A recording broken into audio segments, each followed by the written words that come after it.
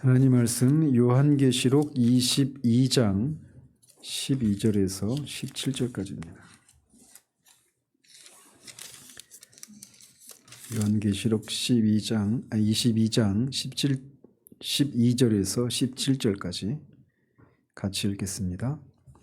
보라, 내가 속히 오리니 내가 줄 상이 내게 있어 각 사람에게 그가 행한 대로 갚아주리라. 나는 알파와 오메가요 처음과 마지막이요 시작과 마침이라. 자기 두루마기를 빠른 자들은 복이 있으니 이는 그들이 생명나무에 나아가며 문들을 통하여 성에 들어갈 권세를 받으려 함이로다. 개들과 점술가들과 음행하는 자들과 살인자들과 우상 숭배자들과 및 거짓말을 좋아하며 지혜너는 자는 다 성 밖에 있으리라. 나 예수는 교회들을 위하여 내 사자를 보내어 이것들을 너희에게 증언하게 하였노라. 나는 다윗의 뿌리요 자손이니 곧 광명한 새벽별이라 하시더라. 성령과 신부가 말씀하시기를 오라 하시는도다. 듣는 자도 오라 할 것이요 목마른 자도 올 것이요 또 원하는 자는 값없이 생명수를 받으라 하시더라. 아멘. 예, 오늘과 다음 주는 오후 예배가 없고 그 다음 오후 예배 하면 이제 요한계시를 모두 마치게 됩니다. 그래서 지난주에는 요한에게 새 하늘과 새 땅의 환상을 보여준 천사가 한 말을 통해서 요한계시록이 하나님에 의해서 주어진 그런 신적인 권위를 가진 책이다라고 하는 사실과 이 계시를 주신 목적이 단순히 종말에 어떤 일이 일어나는가에 대한 그 호기심을 충족시키기 위한 것이 아니라 이 말씀을, 예언의 말씀을 지키기 위한 것이다라고 하는 것을 통해 이 요한계시록을 주신 목적에 대해서 우리가 살펴보았습니다. 자, 오늘 본문은 예수 그리스도의 끝맺는 말이 주를 이루고 있습니다. 그래서 12절에 보면 이 7절과 같이 부활하시고 승천하시고 승리하신 예수 그리스도께서 직접 하신 그 말씀이 기록이 되어져 있습니다. 그래서 12절도 7절과 같이 보라 내가 속히 오리니 라고 하는 동일한 문구로 시작을 하고 있습니다. 그래서 이 22장에서 예수 그리스도께서 이제 속히 오시겠다라고 하는 이 재림에 대한 약속이 두 번째 선언이 되고 있는 겁니다. 그런데 이 7절과 12절이 똑같이 보라 내가 속히 오리니 이렇게 똑같이 시작하고 있지만 7절에 비해서 12절이 더 이 주님의 재림의 목적이 더욱더 강하고 분명하다라고 하는 것을 알 수가 있습니다. 그래서 이 7절 하반절과 12절 하반절을 서로 이렇게 비교해 보면 제가 방금 말씀드린 그 이유가 더 분명해지는데 12절 하반절에 보면 줄상이 내게 있어 각 사람에게 그가 행한 대로 갚아주리라 이렇게 말하고 있는데 앞에 그 7절 하반절은 예언의 말씀을 지키는 자는 복이 있으리라 이 말씀과 서로 내용상으로 병행을 이루고 있습니다. 그래서 12절과 7절이 어떤 것이 서로 병행을 이루고 있습니까? 12절에서는 줄상, 그리고 7절은 복, 그죠? 상과 복, 이렇게 서로 내용상으로 병행을 이루고 있어요. 그리고 12절은 누구에게 준다고 합니까? 어떤 원칙에 따라? 그가 행한 대로 갚아주리라. 이 상은 각 사람이 행한 대로 갚아주는 것이다. 이렇게 말을 하고 있어요. 그리고 7절은 어떤 사람이 복이 있다고 했습니까? 예언의 말씀을 지키는 자. 그래서 이게 내용상으로 7절 하반절과 이 12절 하반절이 서로 병행을 이루고 있는데 이 12절이 주님이 재림하셔서 재림하시는 목적이 7절에 비해 더 분명하다라는 겁니다. 속히 오리니라고 하시고 내가 와서 그 예언의 말씀을 지키는 자는 복이 있다 이렇게만 말씀하셨다라면 12절은 주님이 재림하셔서 하시고자 하시는 일이 무엇인가를 더 분명히 하고 있다라는 거예요. 그래서 각 사람의 행위에 따라 상을 주시기 위해서 오신다 이렇게 재림의 목적을 이 7절에 비해서 더 분명히 하고 있다 이런 측면에서 이 12절이 그 주님의 재림의 목적이 더 분명하게 강조되어 있다. 이렇게 말씀드린다는 겁니다. 자, 그러면서 12절에서 말하는 상은 각 사람이 행한 대로 갚아주는 것이다 라고 말을 하고 있습니다.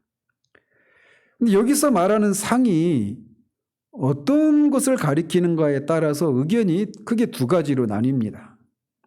어떤 사람은 여기서 말하는 상을 구원받은 자들에게 차등적으로 지급되는, 그들이 이 땅에서 주님을 위해서 어떤 삶을 살았는가에 따라 차등적으로 주게 되는 그런 상급을 가리킨다, 이렇게 말을 합니다.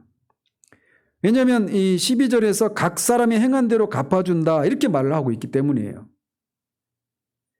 그리고 이런 사상, 즉 상급 사상이라고 하는 것이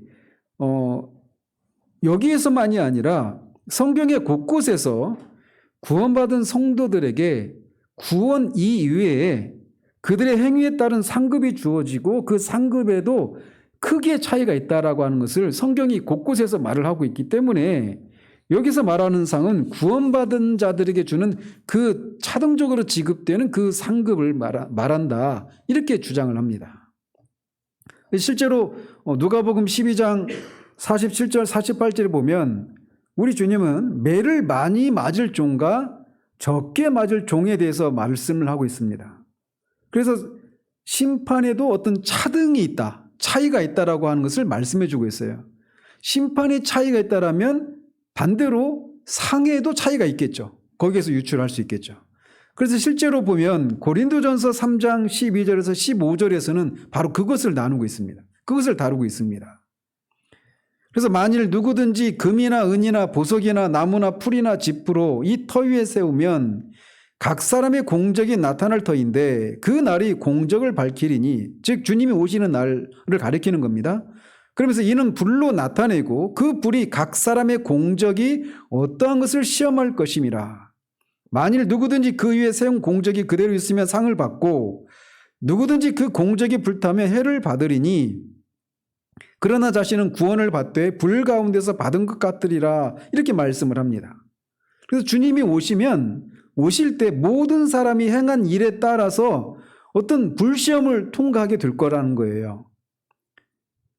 그러면서 이 각자의 공력, 그러니까 구원받은 사람이 이 땅에서 삶을 살아가면서 주님을 위해서 살아가면서 말씀을 따라 주님을 위해 살아가는 그 삶의 그 공적에 따라서 어떤 사람은 나무나 풀, 이런 집, 이런 것들이어서 그 불시험을 통과하지 못하고 그 사람의 공적이 다 사라져 버린다는 겁니다.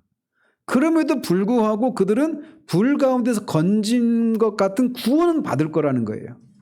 구원은 받지만 상급이 적은 것을 이렇게 표현하고 있단 말이죠. 또 고린도후서 5장 19절에서도 이는 우리가 다 반드시 그리스도의 심판대 앞에 나타나게 되어 각각 선악간에 그 몸으로 행한 것을 따라 받으려 함이라, 이렇게 말을 하고 있습니다.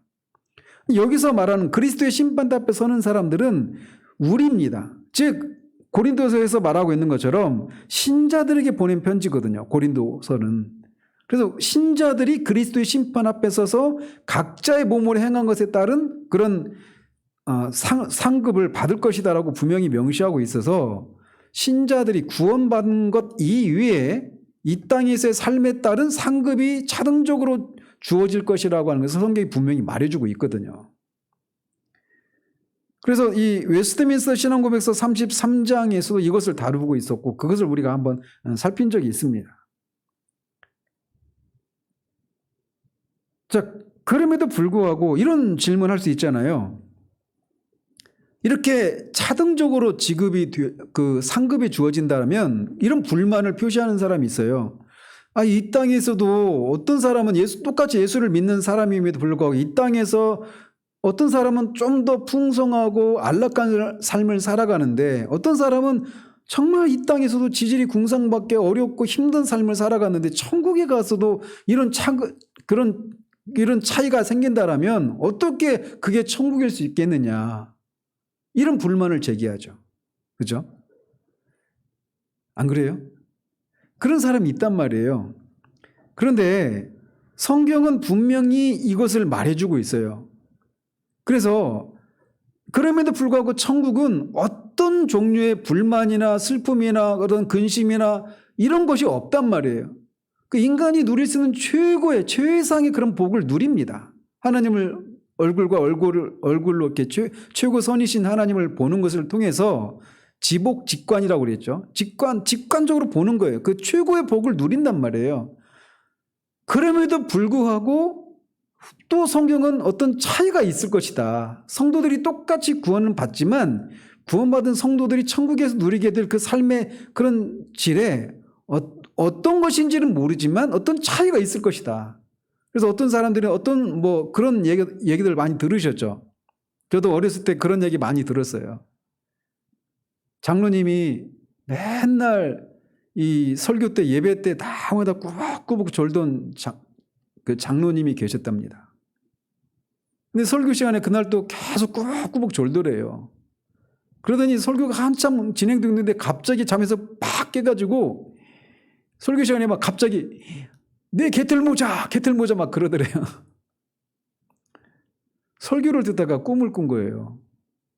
근데 꿈속에 다른 사람들은 다 금 면류관 쓰고 막 그러는데 그 장로님은 개털모자를 받았대요. 그 예화 많이 들으셨죠. 그러니까 그런 것처럼 누구는 금 면류관 받는데 개털모자 누구는 큰 집에 사는데 막 운막집에 살고 이런 건 아니에요. 물리적인 측면에서의 차이는 없을 겁니다. 만약에 그렇다면 거기도 어떤 이 차이에서 오는 어떤 불만이나 이런 게 있지 않겠어요? 근데 천국은 그런 곳이 아니거든요. 그럼에도 불구하고 어떤 차이가 있을 것이다 라고 분명히 말해주고 있어요. 그래서 로이드 존스 목사님 같은 경우는 그렇게 얘기하죠. 정확하지는 않지만 똑같이 구원의 은혜를 누리는 것에 있어서는 동일하지만 이 상급이라고 하는 면에 있어서 아마도 어떤 사람은 더 주님과 가까운 그런 관계를 누리고 어떤 사람은 그렇지 못한 이런 것으로 어떤 차이가 있지 않을까 조심스럽게 그렇게 판단을 합니다. 그 차이라고 하는 것이 어떤 이 세상에서 보이는 어떤 양극화, 어떤 이런 물질적인 이런 것은 아니라는 것이죠. 그럼에도 불구하고 어떤 차이가 있다는 거예요. 이런 얘기들은 우리로 하여금 예수 그리스도를 믿음으로 우리가 구원을 받기 때문에 행위에 대해서 간과하기 쉬운 이런 우리의 그 마음을 좀 독려하는 그런 어떤 효과가 있죠. 그래서 분명히 성경은 이 구원을 위한 행위로 구원받는 것을 말하지 않으면서도 믿음으로 구원을 받는 건 요지부동인데 그 이후에 구원받는 것 이외에 성도들의 행위에 따라서 그런 차등적으로 지급되는 상급이 있을 것이다. 이렇게 말을 하고 있어요. 그래서 그렇기 때문에 여기서도 각 사람의 행한 대로 갚아준다라고 하는 것이 그런 의미의 상급을 말한다. 이렇게 주장한단 말이죠. 얘기가 길었는데 그럼에도 불구하고 이 12절에서 말하는 것은 그런 상급 사상을 말하고 있지 않다라는 겁니다. 다른 곳 속에서는 분명히 그런 것들을 얘기하지만 여기 12절에서 그것을 말하고 있는 건 아니라는 거예요. 왜 그러느냐? 여기서 말하는 이 상은 이 앞뒤 문맥을 헤아려서 해석을 해야 된다라는 겁니다. 결론적으로 말씀을 드리면 여기서 말하는 상은 구원이다. 일반으로 주어지는 구원이다. 이렇게 봐야 한다라는 겁니다. 왜 그러느냐면 12절은 바로 앞에 있는 11절과 연관되어서 해석해야 하기 때문이라는 거죠. 그래서 여기서 말한 12절에서 말하는 각 사람은 앞에 바로 11절에 불의를 행하는 자, 더러운 자, 의로운 자, 거룩한 자들 이들 각각의 부류들을 가리킨다라는 겁니다. 자, 그들 중에서도 12절에서 말하는 상은 가까운 사람, 즉 의로운 자와 거룩한 자들을 우선적으로 가리키고 있는 것이다. 이렇게 이해를 해야 된다는 거죠. 왜냐하면 이런 상을 받는 대상으로 불의를 행하는 자와 더러운 자의 경우는 배제되겠죠. 그들은 이 상을 받는데 배제됩니다. 의로운 자와 거룩한 자만 이 상을 받는 이 고려 대상이란 말이죠. 그렇기 때문에 이 12절 하반절에 있는 의미는 11절과 함께 생각해 볼 때 의롭고 거룩한 자들에게 그런 삶의 행위에 근거해서 상을 주시겠다라는 말씀하고 있는 건데, 그 상이라고 하는 게 뭐냐? 구원의 은혜다라고 말하고 있다는 거예요. 반면 불의를 행하는 자와 더러운 자들은 그들의 행위에 근거해서 무엇이 주어질까요? 구원의 반대 개념은 뭡니까? 심판이 주어지겠죠. 자, 그러면 이렇게 말을 하면 여기서 말하는 상이 의로운 자와 거룩한 자들이 그들의 행위에 따라서 상이, 구원의 은혜라고 하는 상이 주어진다, 이렇게 봐야 한다라면 당장 어떤 문제 제기가 있어야 되겠죠. 그죠? 어떤 문제 제기? 우리가 행위로 구원을 받는 것이 아니라, 구원은 행위로 구원받는 것이 아니라 믿음으로 구원을 받잖아요. 그런데 어떻게 여기서 그 행위로 구원이라고 하는 상을 주신다라고 해석할 수 있느냐, 이런 문제 제기가 있어야 되는 거예요. 그죠? 그런데 왜 이제 물론 사람이 구원을 얻는 것은 언제나 그리스도를 믿는 믿음으로 되어지는 것입니다. 이건 요지부동입니다. 그런데 그 믿음의 진실성은, 믿음이라고 하는 것은 추상적인 거잖아요. 그 믿음이 진짜인지 아닌지는 무엇을 통해서 판단이 됩니까? 그 사람의 행위를 따라서 그 사람의 믿음이 진짜인지 아닌지가 드러나는 거예요. 그것을 다루고 있는 성경이 어떤 성경입니까? 그것을 주로 다루고 있는 성경이 야고보서가 그런 성경이죠. 그러니까 로마서와 야고보서는 같이 읽어야 되는 거예요. 그래서 로마서는 오직 믿음으로 구원을 받는다라고 하는 것을 말해주고 있어요. 그것만 말하는 건 아니지만 주된 교리가. 그런데 그에 비해서 야고보서는 정말 나는 예수 그리스도를 믿어서 구원을 받았다고 말하는데, 그 사람의 그 구원이, 믿음이 진짜인가는 그 사람의 행위를 통해서 입증이 된다, 이렇게 말하고 있는 겁니다. 그러니까 야고보서를 잘못 읽으면 행위로 구원을 받는 것처럼, 그렇게 말하고 있는 것처럼 오해를 해요. 근데 그게 아니라는 겁니다.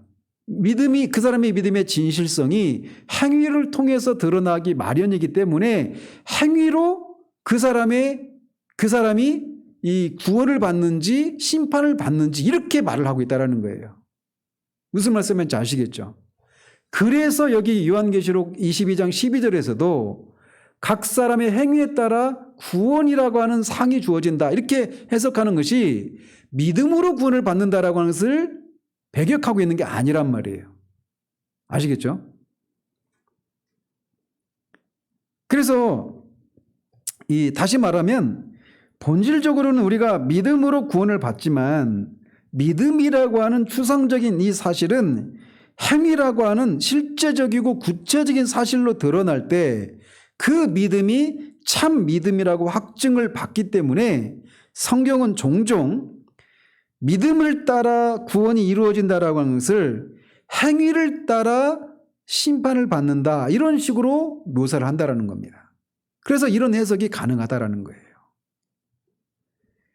따라서 성도들의 행위에 따라서 차등적으로 주어지는 상급이 있다라고 하는 것은 분명히 성경 곳곳에서 말하고 있기 때문에 그건 사실이지만, 이 본문에서 그것을 말하고 있는 건 아니라는 것입니다. 여기서 말하는 상이, 그 상이 아니라 일반으로 주어지는 구원이다라는 거예요.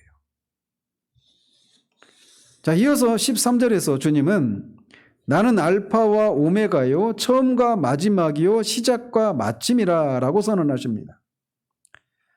이거는 앞에 1장 8절과 병행을 이루고 있습니다. 1장 8절에 보면 주 하나님이 이르시되 나는 알파와 오메가라, 이제도 있고 전에도 있었고 장차 올 자요 전능한 자라 하시더라, 이렇게 되어 있습니다. 그래서 알파와 오메가는 헬라어 알파벳의 처음과 마지막 단어입니다. 그래서 알파와 오메가는 처음과 끝, 시작과 나중 다 똑같은 개념입니다. 그래서 1장 8절에서는 하나님의 자기 선언 이렇게 시작이 되고 있다라면 이제 계시록을 마무리하는 장면에서는 예수 그리스도의 자기 선언으로 요한계시록이 마치고 있는 거예요. 이걸 통해서 요한이 말하고 싶은 건 뭐냐? 이 창조주 하나님과 구속주 예수 그리스도께서 동등하신 분이시다라고 하는 것을 먼저 말해줍니다. 그러면서 예수 그리스도께서 이렇게 자신이 알파와 오메가다, 처음과 마지막이요 시작과 마침이다 이렇게 말하고 있는 것은 그분이 어떤 분이라고 하는 것을 말해주는 겁니까? 처음과 마지막이라고 하는 것은 역사를 시작하시고 역사를 마치시는 그런 분이시다라고 하는 것을 말해주는 거예요. 그래서 예수 그리스도가 이렇게 자신을 이렇게 자기를 이렇게 선언하고 있는 것은 예수님 자신이 역사를 주관하시는 역사의 주인이시다라고 하는 것을 말씀해주고 있는 것입니다. 이거는 앞에 이 4장에서도 이미 나왔었죠. 어떤 걸 통해서 예수님이 역사를 이 구속의 역사를 포함한 이 세상 역사를 통치하시고 그 역사가 진행되도록 주관하시는 분이시라고 하는 것을 어떤 것을 통해서 말씀해 주셨죠?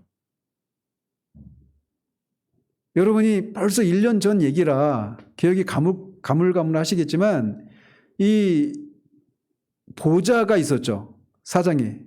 보좌가 있고 그 보좌에 계신 분이 뭘 가지고 계셨어요?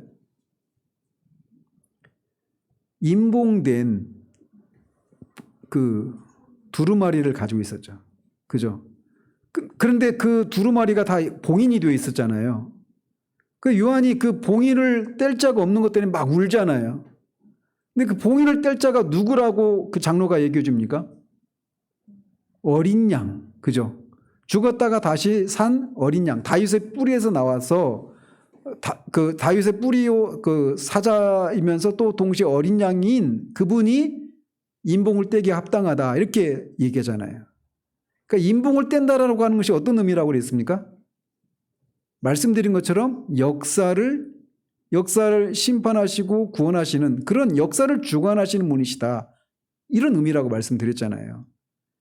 앞에서도 그렇게 말씀을 했는데 이제 요한계시록 마지막에서 이렇게 당신이 알파와 오메가요 처음과 마지막이요 시작과 끝이라 이렇게 말씀하시는 것을 통해서 다시금 이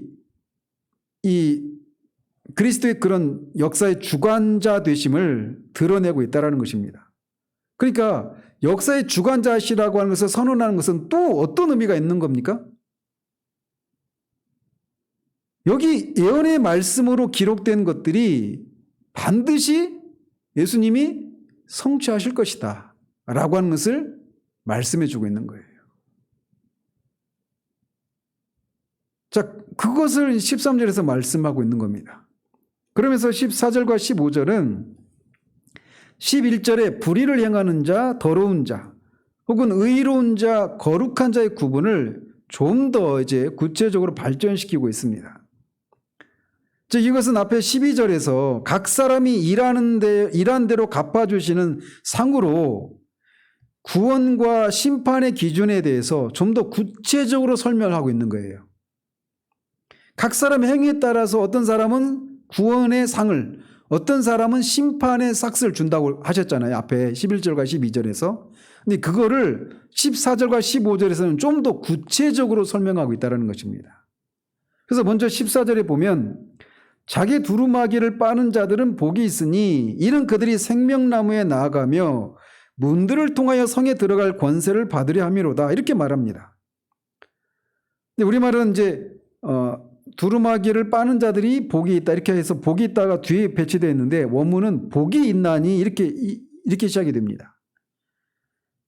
그러면서 이제 복이 있다라고 한 이 복에 대한 선언이 요한계시록에 7번 나오는데 이제 마지막 이 선언인 것이죠.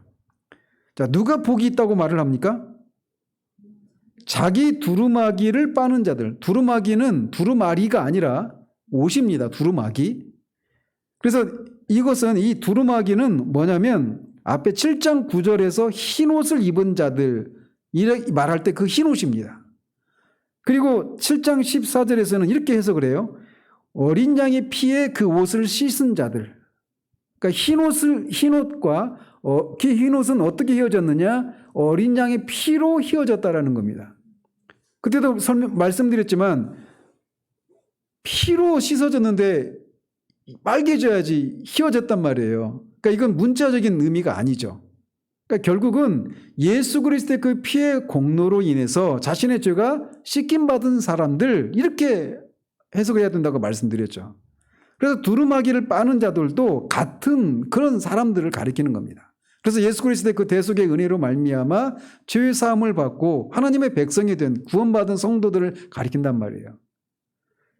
그런데 이 14절에 있는 두루마기를 빠는 자들 할 때 그 빠는이라고 하는 단어가 현재 분사형으로 되어 있습니다. 이에 비해서 이 앞에 7장 12절에서 7장 14절에서 어린 양의 피로 씻어 희게 된 자, 이렇게 말을 할 때 그 씻어라고 하는 단어는 부정 과거 시제로 되어 있습니다. 그러니까 부정 과거 시제는 그냥 한번 과거에 일어난 사건이에요. 그냥 딱 단위적으로 일어난 사건인 것에 비해서 여기서 빠는이라고 하는 단어는 현재 분사형으로 되어 있어요. 어떤 차이가 있는지 아시겠죠? 결국 이걸 뭘 말해주는 겁니까? 그러니까 예수 그리스도를 믿어서 구원받은 사람들은 그 순간 의롭게 되죠. 그 순간 죄의 사함을 받고 의롭게 된단 말이에요. 그것은 그래서 더 이상 의로워질 수가 없어요. 그래서 사도 바울이 의로운 만큼 오늘 그 예수 그리스도를 믿어서 의롭게 된 사람이랑 의로움의 정도는 똑같습니다. 그런데 이렇게 의롭게 된 사람이 이게 빨아야 된다라는 거예요. 자기 두루마기를. 그러니까 계속해서 그 그리스도의 그 말씀에 의해서 자신을 비추고 죄를 죽이고 회개하고 그렇게 실제적인 거룩함을 이뤄가는 그것을 자기 두루마기를 빠는, 이렇게 표현하고 있단 말이에요. 그래서 이게 요한복음 13장에서도 이 비유를 말씀하시죠. 어떻게 예수님이 베드로에게 그렇게 말씀하시죠. 발을 씻기실 때 막 처음에는 만류하다가 이 발을 씻기지 않는다는 나와 상관이 없다 하니까 베드로가 발뿐만 아니라 막 온 전신을 씻겨달라고 하잖아요. 베드로 답죠. 그러니까 예수님이 뭐라고 말씀하셔요? 이미 목욕해서 깨끗하게 된 자는 그냥 손과 발을 씻으면 된다, 이렇게 말씀하셔요. 그러니까 그것과 똑같은 것입니다. 이미 예수 그리스도를 믿어서 그는 과거와 현재와 미래 그 모든 죄들을 다 씻김 받았어요. 이게 목욕을 한 거에 해당되는 거예요. 그럼에도 불구하고 그러면 이제 그 예수 그리스도를 믿어서 구원받은 사람들은 더 이상 죄를 짓지도 않고 죄와는 상관이 없는 삶을 살아가느냐, 그래서 회개할 필요도 없느냐, 이렇게 말하는 사람들이 있죠. 누구예요? 이단이 있죠. 구원파들이 그걸 말하는 거예요. 구원파들이. 근데 그렇지 않다라는 겁니다. 어떻게 된다라는 거예요? 계속 손과 발은 씻어야 되는 것처럼 목욕을 했어도 또 더러워진 손과 발을 다시 목욕할 필요 없이 그냥 손과 발을 씻는 것처럼, 그러니까 완전한 예화는 아니죠. 그렇지만 어쨌든 그렇게 예수 그리스도를 믿어서 완전히 죄 사함을 받은 사람도 여전히 자신의 죄를 회개하고 그렇게 그 실제적인 거룩함을 이루는 그런 삶을 살아야 된다라고 하는 것을 말씀해 주고 있는 거예요. 그래서 여기서 두루마기를 빠는 자들이라고 하는 말이 바로 그런 내용을 언급하고 있는 거란 말이에요. 그런 사람들이 복이 있다, 이렇게 말하고 있는 겁니다. 그러니까 여기서도 구원파들이 설 자리가 없는 거예요. 그러니까 이런 말씀을 통해서도 그런 자들만 복이 있다라고 말을 하니까 예수 그리스도를 믿었음에도 불구하고, 그래서 죄 사함을 받았음에도 불구하고 여전히 자신의 죄를 회개하고 죽이고 깨끗게 하는, 거룩하게 되어져가는 그런 일들을 행하는 자들, 현재적으로 그런 자들이 복이 있다라고 말을 하니까. 그래서 여기서도 구원파가 설 자리가 없는 거예요. 이 한 구절만 가지고도. 자, 그러면서 왜 자기 두루마기를 빠는 자들이 복되다라고 말을 합니까? 그것은 그들이 생명나무에 나아가며 문들을 통하여 성에 들어갈 권세를 얻기 때문이다, 이렇게 말을 하고 있는 겁니다. 즉 두루마기를 빨면 즉 그리스도의 속죄의 은혜를 입고 속죄의 은혜를 입었다라고 하는 것을 회개와 의롭고 거룩한 삶을 사는 것으로 입증하는 삶을 사는 사람들은 새 하늘과 새 땅에 개설된 새 예루살렘 성에 들어가서 생명나무의 과실을 먹을 권세를 얻기 때문이다. 이렇게 말을 하고 있는 거예요. 그래서 그들이 복이 있다. 이렇게 말씀하고 있는 겁니다. 따라서 이 반대로 누구든지 그리스도의 보혈로 죄사함을 받지 못하면 생명나무 과실을 먹을 수도 그 새 예루살렘 성에 들어갈 수도 없다라고 하는 것을 보여주고 있는 겁니다. 자, 이에 비해서 앞에 12절에서 14절에서는 복된 자들을 이렇게 언급하고 있다라면 15절에서는 그 성에 들어가지 못하는 사람들을 언급합니다. 같이 한번 읽어보죠. 개들과 점술가들과 음행하는 자들과 살인자들과 우상 숭배자들과 및 거짓말을 좋아하며 지어내는 자는 다 성 밖에 있으리라. 여기 15절에 언급된 명단은 앞에 21장 8절 그리고 27절과 거의 내용이 중복이 됩니다. 그런데 한 부류의 사람이 새롭게 등장을 해요. 그게 누구냐면 개들입니다. 개들. 여기서 말하는 개들은 문자적인 개가 아니에요. 도구가 아닙니다. 그래서 성경 전체 문맥을 감안해서 이 개들이라고 말하는 사람들 어떤 부류들이냐면 비열하고 부정하고 추잡하고 음란하고 포악한 자들, 이런 자들을 개들 이렇게 표현을 하고 있는 겁니다. 이 문맥 속에서. 그래서 뭐 다른 사람들은 뭐 이미 앞에 21장 8절이나 27절에서 한번 그 간략하게나마 다 다뤘기 때문에 다시 이제 언급을 하지 않겠지만, 제가 여기서 한국교회 그런 상황과 맞물려서 한 부류의 사람을 좀 이렇게 살펴보고자 하는 것은 이 성 밖에서 그 성에 들어가지 못하고 밖에 있는 사람들 중에 맨 마지막에 있는 사람들 누구예요? 거짓말을 좋아하며 지어내는 자들. 제가 왜 이것을 주목하려고 하는지 아시겠습니까? 한국교회는 그리고 한국사회는 거짓말하는 문제를 너무나 가볍게 다루고 있다는 거예요. 살인자들도 성 밖에 있습니다. 그런 것처럼 거짓말하는 자들도 성 밖에 있어요. 그런데 성 밖에 있다라고 하는 측면에서는 거짓말하는 자나 살인자나 우상숭배하는 자나 똑같아요. 그런데 한국 사회는커녕 교회 안에서마저 거짓말하는 문제를 이런 정도로 이렇게 심각하고 흉악한 죄라고 하는, 이 천국에 들어가지 못하게 하는 그런 끔찍한 죄라고 하는 이런 개념으로 거짓말을 인식하는지, 저는 그렇지 않다고 봐요. 제가 언젠가도 말씀드렸죠. 어떤 대형 교회에서 타 교단의 가장 큰 교회인데, 그 교회에서도 세상적으로도 그렇고 이 교단 내에서 또는 그 교회를 이렇게 비판하는 그런 입장에 있는 사람들이 공격하는 게 뭐냐면 세습을 했다라는 겁니다. 세습. 아들한테 세습을 한 것을 가지고 비판을 해요.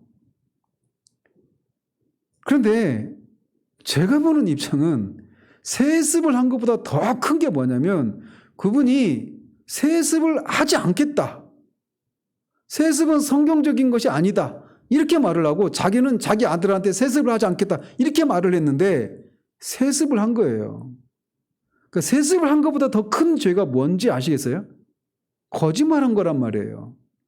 그런데 그를 비판하는 사회나 또는 교회에 있는 사람들도 세습한 것에 대해서만 비판하지, 그가 거짓말을 했다라고 하는 것에 대해서는 큰 비중을, 세습을 한 것만큼 큰 비중을 두지 않고 비판하고 있다라는 거예요. 거짓말하는 것은 정말 끔찍한 죄입니다. 요한복음 8장에서 마귀를 뭐라고 말합니까? 마귀에 대한 그 호칭이 여러 가지 있죠. 거짓의 아비라고 해요. 그가 거짓말로 최초의 인간들을 속여서 죄를 짓게 했잖아요. 거짓말하는 것은 사탄의 속성이란 말이에요. 근데 거짓말하는 것을 한국교회가 너무 가볍게 다루고 있어요. 논문 표절을 해도 어떤 죄를 지어도 다 그걸 거짓말로 무마시키고 다 넘어가 버립니다. 은혜로 넘어가 버려요. 여기에서는 넘어갈 수 있을지 몰라도 하나님의 법정에서는 거짓말하는 문제가 작은 문제가 아니에요. 교회에서 그러니 이 사회 속에서는 얼마나 더 하겠습니까? 거짓말하지 않는 정치인들 저는 거의 못 봤습니다. 거짓말하는 이 문제에 대해서 우리 사회는 너무 관대해요. 이런 사회 속에서 살아가니까 우리도 모르게 그리스도인들조차도 거짓말하는 문제에 대해서 크게 생각하지 않는 그런 우를 범하기 쉽습니다.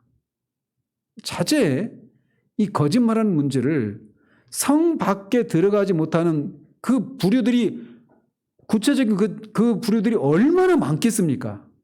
그렇지 않아요? 근데 그 중에 거짓말하는 자가 꼭 끼어 있다는 사실. 그만큼 거짓말이 심각한 중대한 그런 죄악이라고 하는 것을 우리가 인식을 해야 돼요. 여러분들 그 미국의 그 닉슨 대통령이라고 하는 사람이 있었죠. 그 사람이 왜 그 하야를 했거든요. 어떤 사건 때문에 하야한 줄 아십니까? 닉슨 대통령이 워터게이트 사건이라고 하는 것에 연루된 대통령이에요. 워터게이트 사건 아시죠? 들어보셨죠? 내용은 모를 수 있지만. 워터게이트 사건의 핵심은 뭐냐면, 그러니까 이 닉슨 대통령의 그 보좌관들이 도청 장치를 그 민주당 어떤 그 뭐 정책을 결정한 정확한 명칭 모르겠는데 어떤 사무실에 몰래 도청 장치를 설치한 거예요. 그게 밝혀진 겁니다. 근데 그것 때문에 그가 하야한 게 아니에요. 하지 않았다라고 자기는 몰랐다라고 거짓말한 것 때문에 하야를 한 겁니다. 도청 장치를 설치하는 불법을 저질러서 하야한 게 아니라 그 짓을 하고도 안 했다라고 몰랐다라고 자신하고는 무관하다고 거짓말했기 때문에 물러났단 말이에요. 거짓말 때문에 하야한 거예요. 우리나라 정치인들, 대통령을 포함해서 정치인들이 거짓말, 학력, 경력, 학위, 논문 표절, 수도 없이 많은 거짓말들을 그냥 밥 먹듯이 하잖아요. 결코 작은 죄가 아닙니다. 그래서 우리가 그리스도인들은 하는 말이 액면 그대로 받아들일 수 있을 만큼 그렇게 투명한 삶을 살아야 돼요. 저 사람 말은 저렇게 말하면 틀림없다. 다른 사람들은 몰라도 우리는 그렇게 살도록 하십시다. 그래서 우리 교회에서 어떤 직분자가 말하면 그 은혜와 평강교회 집사님 그럼 믿을만하지. 이렇게 돼야 되는 거예요. 원래. 그리스도인이 하는 말에 대해서 사회 속에서 그냥 그대로 액면 그대로 어떤 꼼수가 있어서 뭔가 꿈쳐도 그렇게 하는 말이 아니야. 이렇게 헤아려 계산하지 않도록 그렇게 투명해야 돼요. 자, 그러면서 16절에서는 예수 그리스도께서 요한에게 계시를 주신 목적을 밝히고 있습니다. 나 예수는 교회들을 위하여 내 사자를 보내어 이것들을 너희에게 증언하게 했다. 계시를 주신 목적이 교회들을 위해서라고 이렇게 말씀을 하고 있습니다. 그러면서 한편 이 1장 1절에서는 계시가 주어진 순서가 하나님이 그리스도에게 주셔서 그리스도가 그의 사자 즉 천사를 통해 요한에게 주고 요한이 또 교회들에게 종들에게 주시기 위해서 계시가 주어졌어요. 그래서 하나님, 예수 그리스도, 천사, 요한, 종들 이렇게 되어 있단 말이에요. 근데 여기서는 이제 예수님이 사자들을 보내서 너희에게 즉 교회들에게 주셨다 이렇게 말을 하고 있습니다. 그러니까 하나님과 그 요한을 빼고 이렇게 말을 하고 있죠. 근데 결국은 다 같은 얘기죠. 결국 말하고 있는 것은 이 요한계시록의 계시가 하나님의 말씀이다라고 하는 신적인 권위를 가진 계시록이라고 하는 것을 이제 말씀하고 있는 겁니다. 자, 그러면서 여기서 우리가 주목할 것은 이 계시가 한 개인을 위한 것이 아니라 교회들을 위해서 주어졌다라고 말하고 있는 사실입니다. 그래서 뭐 1차적으로는 여기서 말하는 교회들은 1차적으로는 어디입니까? 앞에 2장과 3장에서 나오고 있는 7교회죠. 소아시아에 있는 7교회들이겠죠. 근데 우리가 그때도 살폈지만 이 아시아에 있는 이 7교회는 단지 그냥 그 당시에 7교회의 그런 의미만 있는 것이 아니라고 그랬죠. 앞으로 오게 되는 그 모든 시대의 교회 시대의 그 모든 교회들을 가리킨다라고 말씀을 드렸어요. 세대주의자들은 이제 이거를 어떤 이 교회 역사와 관련시켜 가지고 초기에는 에베소 교회 시대 막 이런 식으로 이 역사의 그 진행 과정을 이렇게 교회 시대를 가깝게 나눠서 지금은 지금은 어떤 시대겠습니까? 그들의 논리에 따르면 라오디게아 교회 시대 이렇게 말을 하고 있는데 그런 의미가 아니에요. 그래서 이미 이 우리 시대에도 어떤 교회는 에베소 교회와 같은 그런 영적인 상태에 있는 교회도 있고 사대 교회 같기도 하고 라오디게아 교회도 같기도 하고 이럴 수 있는 거죠. 그래서 어쨌든 여기서 말하는 교회는 모든 시대의 교회들을 대표하고 있는 것이다. 이렇게 말씀드렸잖아요. 자, 그래서 1차적으로는 그 교회들을 가리키지만 결국 그래서 이 계시록이 그 당시에 이 요한이 이 계시록을 받았을 때 기록했을 때 그 당시에 존재했던 7교회들만이 아니라 우리 모든 시대의 교회들을 위해서 주신 계시록이다. 이렇게 우리가 볼 수 있는 것이죠. 자, 그러면서 주님은 자신이 다윗의 뿌리요 자손이니 광명한 새벽별이다. 이렇게 말씀합니다. 그는 다윗의 뿌리요 자손입니다. 그래서 뭐 로마서에서도 계속 뭐 공교롭게 또 겹치고 있는데 예수님이 다윗의 뿌리요 자손이다. 이 얘기는 이사야서 11장 1절을 근거로 하고 있는 겁니다. 이새의 줄기에서 한 싹이 나며 그 뿌리에서 한 가지가 나서 결실할 것이요. 그래서 예수님이 이 이사야 선지자를 통해서 예언했던 바로 그 메시아다라고 하는 것을 여기서 다시 밝히고 있는 거예요. 그리고 앞에 이 요한계시록 5장 5절에서도 유대 지파의 사자 다윗의 뿌리가 이겼으니 이렇게 말을 하고 있어서 이 예수님이 예수 그리스도께서 사자와 같은 권능을 가지셨지만 어린 양으로서 십자가에 못 박혀 죽으심으로 사탄에 대해서 결정적인 승리를 획득하신 것을 그렇게 묘사하고 있었는데 이것을 통해 예수님이 그 선지자들을 통해서 예언된 바로 그 그리스도심을 여기서 천명하고 계신 것입니다. 그리고 바로 그 예수 그리스도께서 교회들을 위해서 이 책의 예언의 말씀을 보여주시고 들려주고 있다. 이렇게 말씀하고 있는 겁니다. 자, 그러면서 이렇게 자신을 다윗의 뿌리요 자손으로 소개하신 예수님은 이제 광명한 새벽별이라고 자신을 다시 소개하고 있습니다. 새벽별은 언제 뜨는 별이죠? 바보 같은 질문이죠. 새벽은 24시간 중에 가장 어두운 때예요. 그죠? 가장 어두운 때 뜨는 별이 새벽별인데 거기다가 광명한 이런 표현을 붙여서 이 광명한 새벽별이 이 긴 어둠의 밤이 지나고 새날이 동터올 것을 암시하는 그런 의미가 있잖아요. 새벽별이라고 하는 게. 그래서 결국 이것을 통해 누구를 가리킬까요? 이 광명한 새벽별은 예수 그리스도를 가리키는 거죠. 죄로 어두워진 이 세상에 세상의 빛으로 오신 그 예수 그리스도 자신을 가리키는 것입니다. 그래서 이게 이 광명한 새벽별 이것은 메시아 그리스도에게 적용되는 그런 호칭이란 말이에요. 근데 북한에 이 정신 나간 사람이 이렇게 이거를 자기한테 붙이죠. 광명성.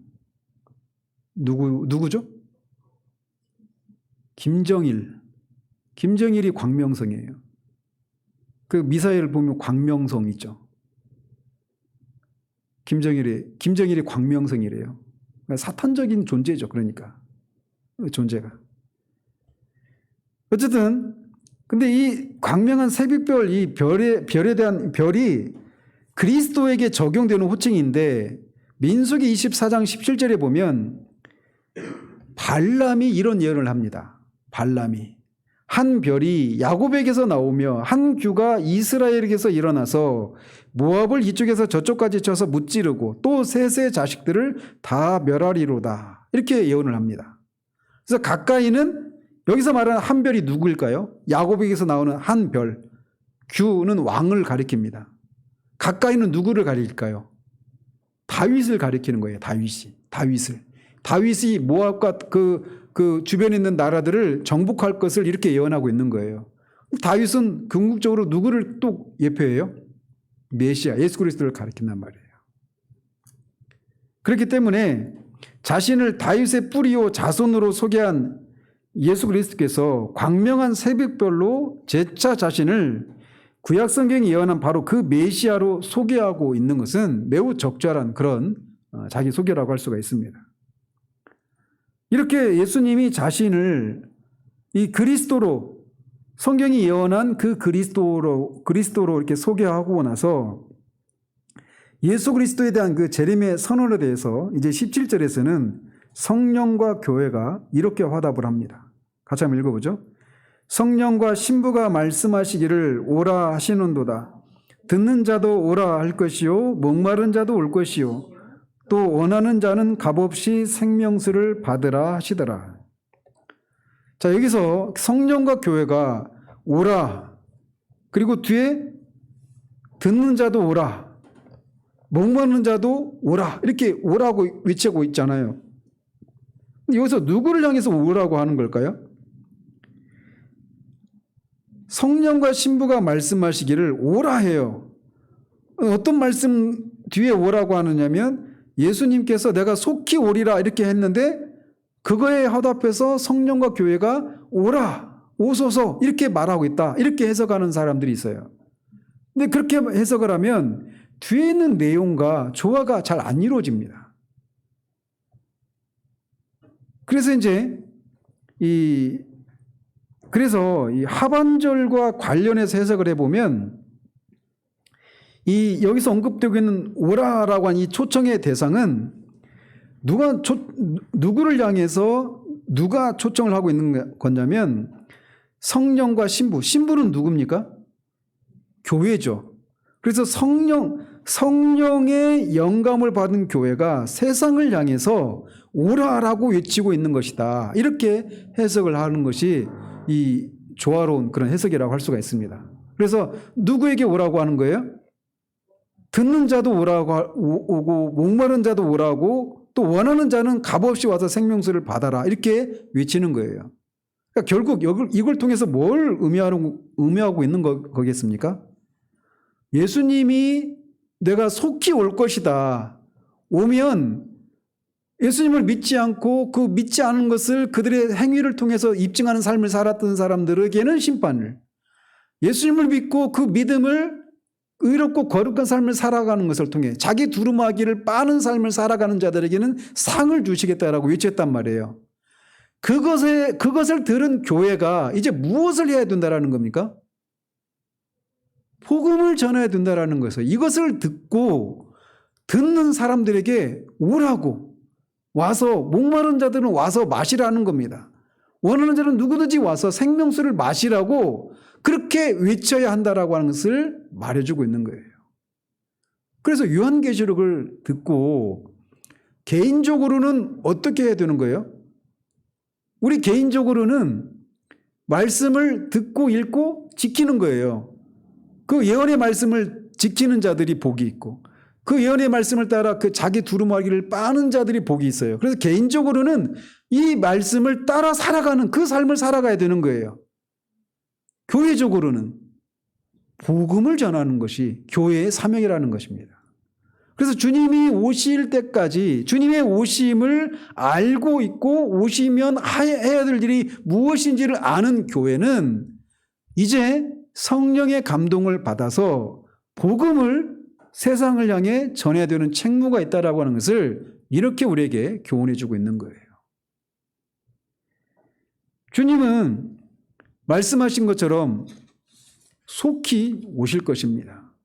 주님이 오시겠다라고 하신 지 2000년 가까이 시간이 지나서 아직 오시지 않았지만 주님의 오실 날이 이 말씀이 기록되었을 때보다 훨씬 더 가까워진 것은 사실입니다. 그래서 주님이 오시는 날이 오늘 밤이 될 수도 있어요. 아니면 여러분이 집으로 돌아가는 그 시간이 될 수도 있습니다. 주님이 언제 오실지 몰라요. 그런 의미에서 여러분들은 내가 속히 오리라라고 하는 이 주님의 말씀 앞에 그 주님을 맞을 준비가 되셨나요? 제가 처음에 요한계시록을 설교하기 시작하면서 제 경험을 얘기했었죠. 벌써 1년 전 얘기라 또 그래서 제가 설교자가 있는 거예요. 다 잊어먹으니까. 회심의 시기에 요한계시록을 읽는데 특히 내가 속히 오리라 이것에 따라 20절에서 아멘 주 예수의 오시옵소서 이렇게 막 요한이 외치잖아요.